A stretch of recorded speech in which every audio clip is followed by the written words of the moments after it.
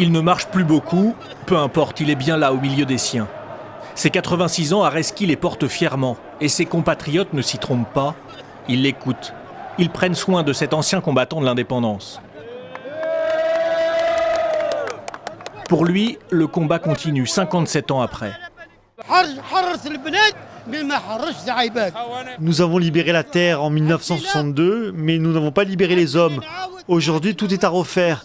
Ils ont volé au nom de la révolution, ils ont dilapidé le pays au nom des anciens combattants et des fils de martyrs de la guerre de révolution.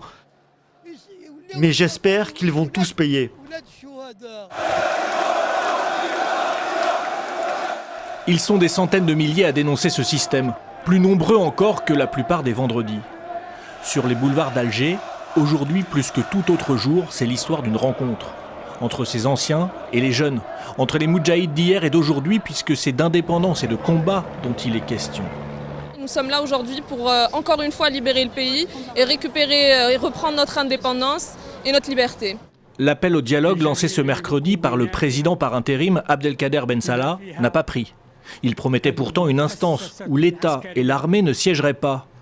Foutaise, lui répond la rue. Il faut partir, dit-elle, libérer les détenus d'opinion. Et notamment ceux arrêtés pour un drapeau berbère ou une prise de position. Comme Lakhdar Bourga, héros de l'indépendance, arrêté samedi dernier, objet du scandale.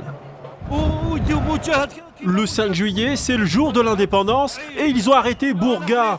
Laissez-nous tranquilles, nous ne voulons pas de vous. Quittez le gouvernement pour le bien du peuple.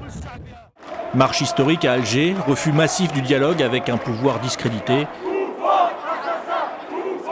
Les Algériens dans la capitale et dans de nombreuses villes ont montré une fois de plus leur détermination.